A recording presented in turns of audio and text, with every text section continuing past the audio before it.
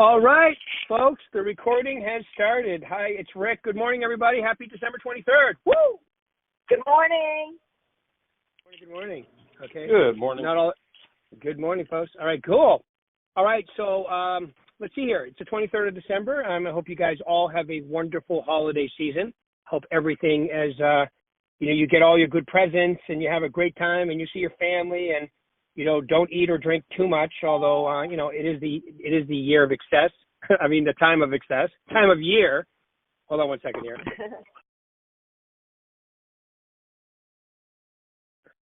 Okay, I had to do the mute thing. I'm very sorry because it's gonna, as people come on, it gets a little loud. I can hear it on my end with my earbuds in. So today is going to be a different call for me. Honestly, I have never done a call like this. Okay, so today the call is, I'm calling it the state of the real estate economy for 2020. That's what I'm calling this call. Okay, so it's just my opinion. I've been doing this for 35 years. I can say that this month now. I've been doing this for 35 years. I've been coaching almost 25 of them as well, and training and so forth. So, I've seen a lot of stuff. I've been in the trenches. I've been outside the trenches. I've been in the trenches with a lot of you guys. I always do a deal here and there as well, even with my crazy schedule. So, and I'm watching what's going on, and I'm thinking, wow, I've never seen anything quite like this in my real estate career, myself now. I haven't seen anything like this. So I'm going to go over this all. And if you guys have a question, all you got to do is hit *6 on your phone, and then I can hear you. But make sure if you hit *6 on your phone that you're in a quiet area, and then, or at least you can remute, or both is actually best. Once you ask your question, please remute, because we are recording this call and it goes on my podcast forever and ever. Okay, so I'm going to hop right into this. I've got, 9 or 10 points about today's market. The first one I want to say is, the stock market. I'll get that right out of the way. The stock market is hitting highs. It's gone up over 50% in the last 4 years. It's incredible. I've never seen anything like that. I haven't seen anything like that in my lifetime, which to me is a really healthy sign when the real estate economy is going up and the stock market is going up at the same time. So that being said, I just, to me, all the signals, I don't have, other than inventory being down, especially in California, and it being a little tough, there's really nothing bad in the real estate economy right now as far as I can see. So I'm going to cover all these, and you guys can hopefully get something out of it. Okay, the first one is the stock market. Like I said, it hit a few records in the last few years. It's going up. If there's only one negative, like I would say, is it's almost going up too fast. It makes me a little nervous, but it's really good as far as, it says that people have confidence in American businesses. That's what it says to me. And that's what Warren Buffett says too. And if you ask Warren, he says, I still have faith in American business. I still think the stocks are slightly undervalued. I'd buy stocks. And he always tells everybody, basically, if you're not going to buy B stock, okay, he's got, Berkshire Hathaway has B stock. I bought some. I still buy some. B stock is very, very well priced, I believe, and I think it's going to, I don't know if he'll have the same trajectory as A stock, but it looks good, and I think it's a really good buy today. Also, index funds. He talks about index funds, which is really the top 500. If you get the right, a good one, the top 500 companies in the stock market. It's basically a cumulative sum interest rate base or growth of those 500 companies. I think that's a really safe bet. And Tony Robbins says the same thing in his new book. Warren Buffett says it. Okay, so I think it's a really good thing to do. So that's the stock market. Okay, so people like to hear about that. Second one is appreciation. I think most of our markets hit at least 7 or 8%, California being probably a little bit higher, maybe 10. Vegas, I think, was right at 8, and I believe that Arizona was 7 or 8 as well. I don't see why that wouldn't continue. It might even be a little better. The other thing is it'd be nice to keep appreciation from going too crazy. Double-digit appreciation usually means, there's a train coming eventually, but I don't see that for years. My hope is it stays in that, between 6 and 9 range, which is really healthy, good. I don't see a problem for it doing that again this year. As a matter of fact, I wouldn't be shocked if it was 9 or 10 or 11 either. So appreciation looks good. Interest rates. I mean, come on. Okay, so here we go. I'm going to sound like an old guy for a second. There's two things. Number one, I've been in real. Okay, this is kind of funny. I think you may not. I've been in real estate for 35 years. Still 2 years away from the average age in this business. I've been in this business for 35 years, and I still haven't hit the average age of a realtor. Does anyone else find that as humorous as I do? I find that funny. Okay, so I've been doing this for 35 years. I'll be 55 in 2 days. Woo! Yeah, my birthday's Christmas. You don't have to sing. It's okay. You're all muted anyway. I'll be 55 in 2 days. I'm still 2 years away. My understanding by NAR is it's 57. And what happens is it keeps going up. So, who knows? I may never catch it. Anyway, that's humorous to me, but it may not be to you. All right. So the reason I brought that up is when I started in the business in 1985, if you could get a 1-year adjustable, I remember this. I remember I got a 1-year adjustable on my first place at 9.99999, and it only stayed there for a year, and then it went up 2 points, and then it went up 2 points again the next year. You were static. Today, you can get an interest rate below 4. So when people ask me today, and I'm serious, they say, what's the interest rate? Here's what I say. Free. So, and people get worried about pricing, and you don't really live in the price. You live in the house, the square footage, and you also live in the payment. So that's why the interest rates are so wonderful for the real estate economy today. And the Fed said they're not going anywhere, basically, for 2020. So they lowered them this year again, and now they're going to stay pretty solid for 2020. Okay, and that's why we're having an incredible fourth quarter. I mean, as a company, we were pretty much right on, maybe even a little behind last year's pace up until the end of the third quarter, and then it really took off. I would say even middle of the third quarter.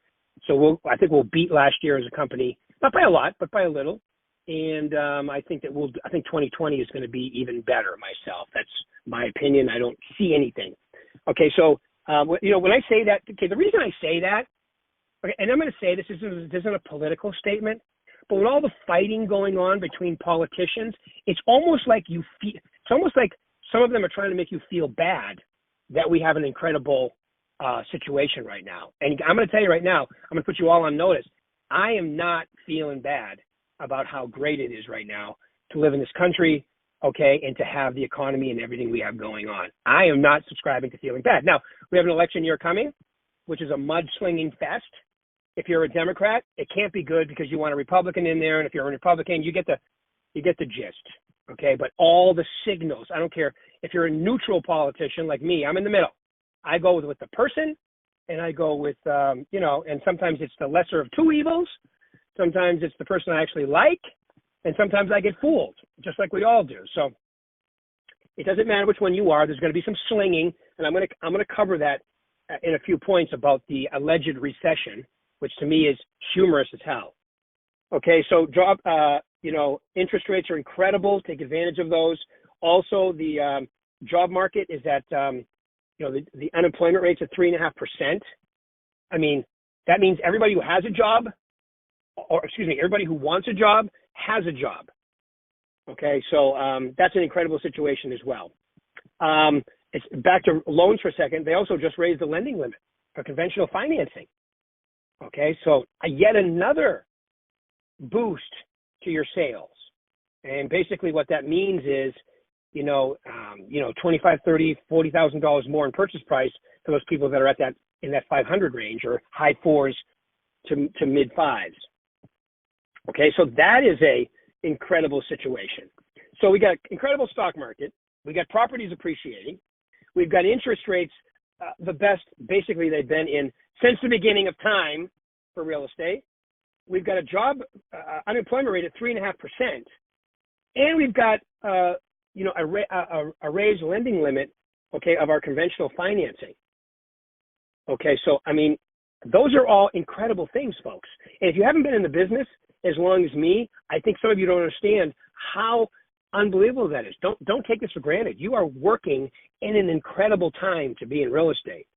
Okay, so take advantage of that. It doesn't change what you need to do for the basics. Okay, I'm not going to do that today because I said I wouldn't, because I talk about the basics all the time, because to me, no basics, you can't go on. If you don't have any, it's like building a house in sand. No, you need a good foundation, you need good infrastructure, and then you can build a good house. Otherwise, your good house doesn't stand. Okay? All right, so I've gone on here now for 12 and a half minutes. Does anybody have any questions for me? If you have a question, hit *6, because I'm going to keep going. Any questions, hit *6 and I can hear you. All right, and remember, just remute if you do hit *6. Anybody? Questions so far? I'll do it again at the end, so don't worry about it. If you and as soon as somebody hits *6, I can tell, so don't worry about interrupting me either. All right, so I was on just raised lending limits, okay? The next one is inventory, okay? If you're in California, there's no such thing as inventory. I mean, it's incredibly low. I was on a coaching call the other day, and I had one person from Arizona, two people from Nevada, and the people in Arizona are saying, oh, the inventory's low. I think they got 14,000 homes on the market. But, there's 60, 70,000 realtors. Nevada's, I don't know what, 8,000 right now. When I started in the business, it was at 40. When I started here in Vegas, it was at 40. And in Arizona was, 60,000 homes. So yes, that's definitely lower. And I had the one agent on the call with my group of 4 that was from California. Tell them, I go, how many homes do you have available in your town? She said, I think it was 47 or 57, something like that. So California's tight. But the good thing about California is that you've got people realizing that they can sell their homes for a lot of money and move to a place like Arizona and Nevada, pay for their house cash, and still have a lot of money left over to live. So you see a lot of that going on. So that's great. Okay, so California will never have to worry about people moving in. They'll never have a situation. The only situation they'll ever have there because of their laws is, inventory, new construction, tough to build there. So inventory is going to get tighter. California's already tight. That's why it's important to be a listing agent. Arizona is getting tighter. It gets tighter by about 20%. Nevada had I would call it an artificial increase earlier last year that's kind of bled through. We have about a third of the market. I agree with Forrest on this 100%. We have probably about a third of the market that's overpriced, will never sell. It's if I can get this, I'll sell price that doesn't. But to me, if you're on the market at the right price, it just makes your home look even better. So to me, that's not a bad thing. It just artificially inflates the inventory because it's really, take a third off. So to me, they really only have 6,000, 7,000 homes on the market in Vegas, which is tighter, I would say. Okay, so there we go. That's the inventory situation. Okay, now I told you I would handle the recession. Okay, so you haven't heard it in a little while because, when the Fed last year raised interest rates, they raised them a little too quick. It kind of stalled the market out. But to me, that's only part of it. The other part is, like I said, I've been doing this a long time. I remember in the business when I started in 1985, by 1988, we went through a major crash, almost as big as the one we just had. Okay? But that was the one we just had. When I say just had, 2007, 8, it started. And then it went on a lot of short sales. It was nowhere near that bad, but it was a version of that. By the mid 90s, 95, 96, it was kind of like it is now. Okay, where we were back, in some cases, back at the peak prices. Maybe in some cases even exceeded it slightly, and in some places not quite there yet. Kind of where we are now, depending on where you live. But I would say it's safe to say we're back at peak prices. And that happened, sometime last year. And when that happens, I think people go, whoa, there we are. We're at those prices again. And I think it makes people think, and it stalls. Then you add in the fact that the Fed raised the rates probably a little too fast because they're going to start going up eventually. Not next year, though. So take advantage of that. Okay, so you add that all together. I think it stalled the market. But there's plenty of people out there. Okay, I'm going to cover millennials next. There's a lot of, I would call it a warehouse of millennials that can buy homes are out there, probably going to get shaken loose in 2020 and 2021 as well, is my opinion, based on what I'm reading. Okay, so if anybody, when you hear the word recession, what you really should think of is election year. Because if anybody is saying the word recession, even the economists that were predicting, some of them saying, well, something could happen by the end of 2020. None of them are, and I can't see anybody that's saying that now. So, even if you have heard recession in mid last year, I doubt very much you're going to hear it. Now, you may hear some buyers say that, because if I need an excuse, I would call that a reflex no. If I need an excuse not to buy because I'm scared and I'm not, then that's the perfect thing to say. Well, the recession's coming, prices are going to come down, I'm going to wait. And people always tell me, what do you think? When do you think I should buy a home? I always go, the best time to buy a home was 5 years ago. But since you can't do that, right now is the best time. Okay, so that would be my answer today. Okay, so if you hear recession, just think election year. That's why anybody, with all the stuff I just went through, the appreciation, the stock market, and these are the facts I've given you so far. Most of them were facts, not opinion. I've added opinion on a few of them, but these are all facts. Job market's 3.5%. Interest rates are below 4 or 4 even in some cases. Stock market set records, a few times. Appreciation is 8-9%, good, comfortable average for most of our markets. Those are all facts. Okay. So, and the Fed, the conventional financing amount has been raised. Inventories going down. These are all facts. That isn't the sign of a recession. When you have less than a recession in real estate now, not an economic recession, because there's a difference. Remember that. Even if we were to have a recession by financial terms, just means that the stock market hasn't gained any ground in 2 quarters, 6 months. Okay, so if it's flat or has gone down slightly in 2 months, they consider that a recession economically, which is kind of crazy if you think about it. So, but in real estate, I don't see a recession, at least for 2020, 2021. There's no signs. Unless something drastic were to happen, but the way things are going right now.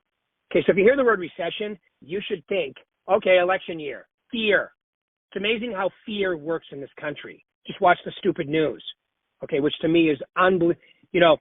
If you want to watch left news, you know which one to turn on. If you want to watch a little right news, you know which one to turn on. Because today, when you watch any of those major stations, I'm not going to name them, you know what I'm talking about, okay? Really what you're getting is either a left, in the middle, or slightly right. I don't know who in the middle would be, by the way. I haven't found one of those because I'm not going to spend any time finding a good news channel because it's not my thing. Okay, but what you're really hearing is that a left or a right opinion of the news of what's going on.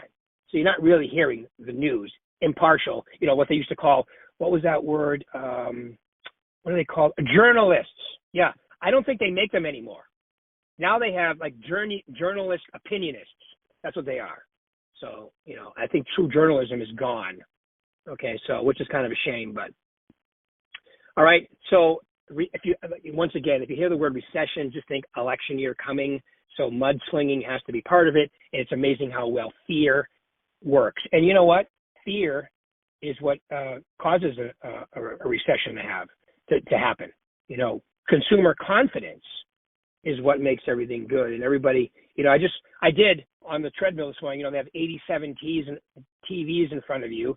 And I happened to be seeing one station that said that right now, 77% of Americans think the economy is really good. Okay, so I haven't seen that in a while.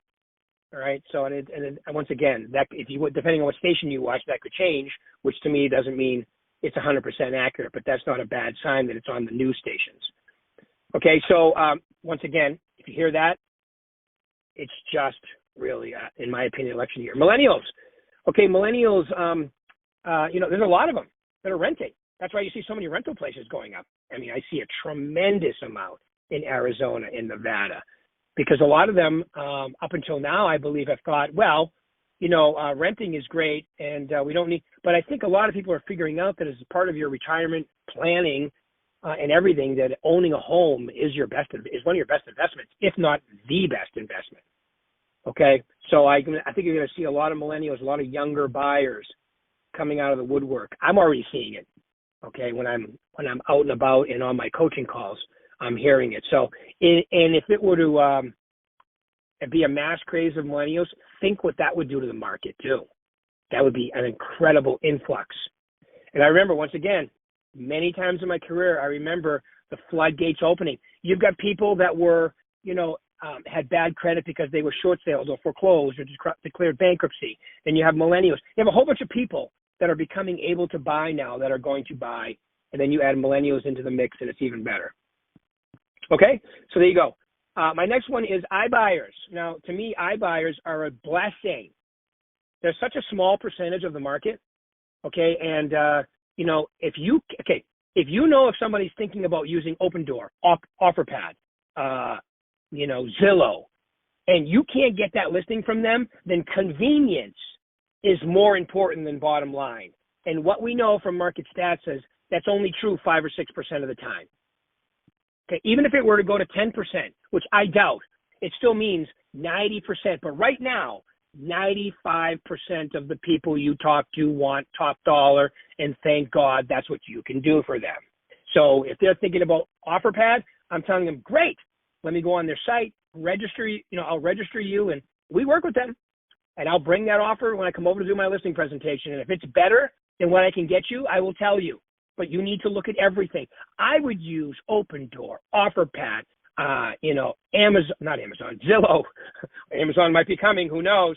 Not only do we deliver to your house, we buy your house. There you go, Amazon. You can use that for your next marketing campaign.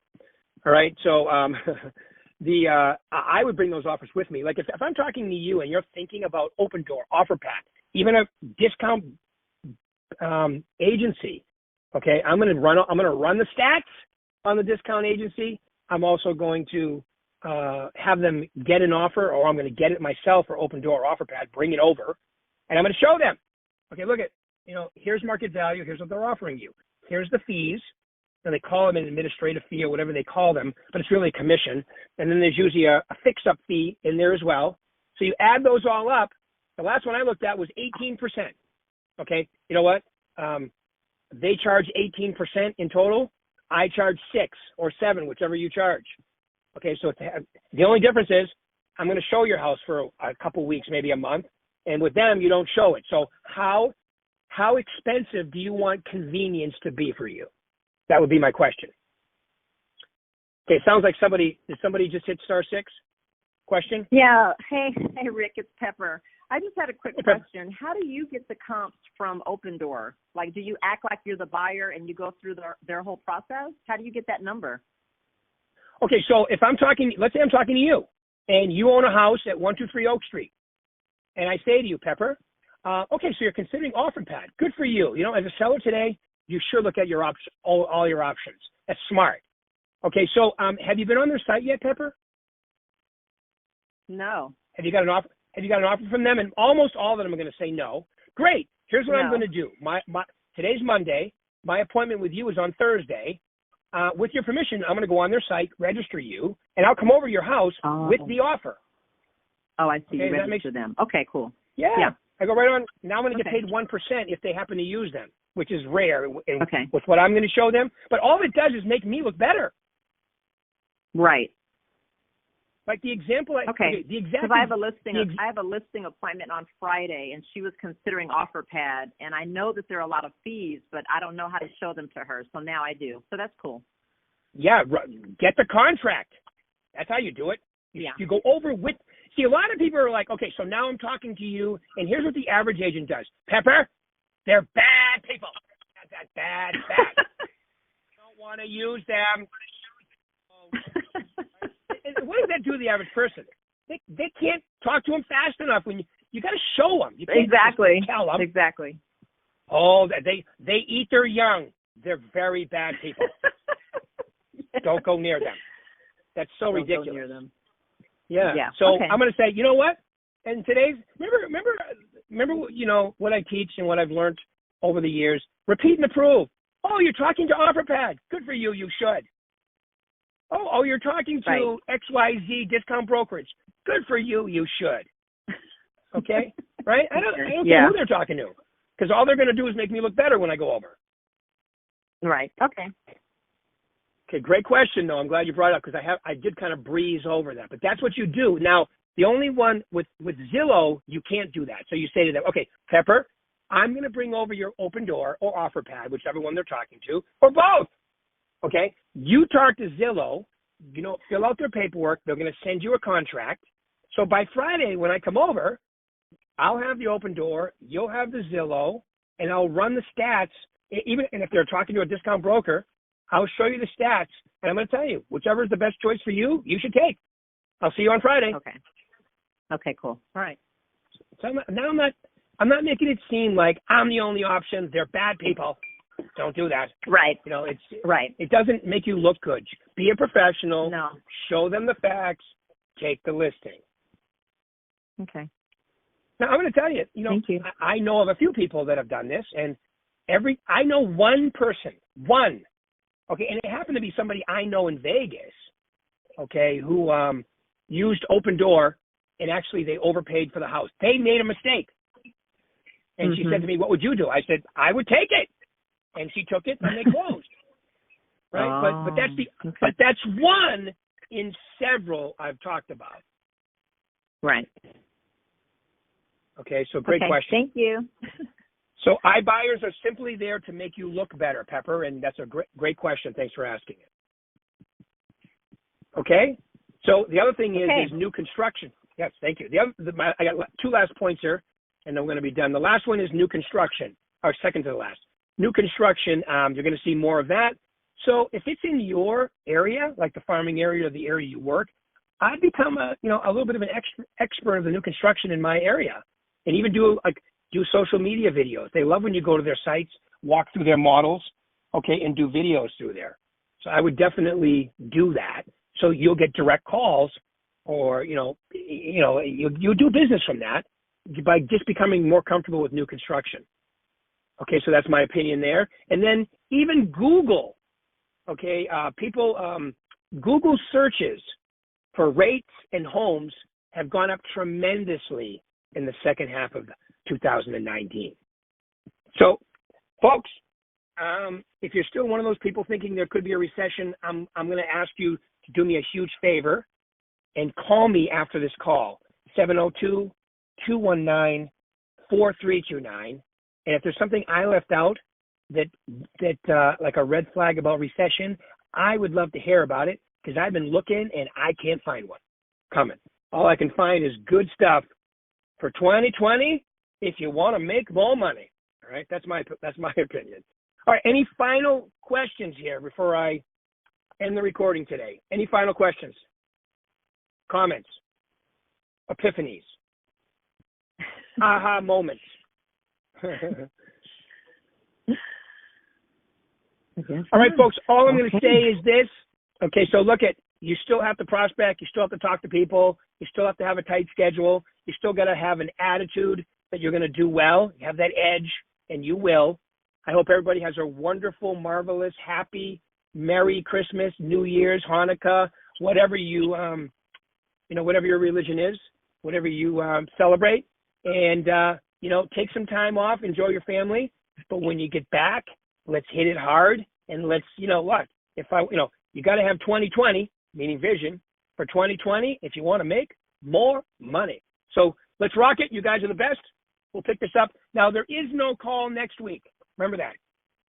There's no recorded Monday call next week, but the following week, we jump right back into it.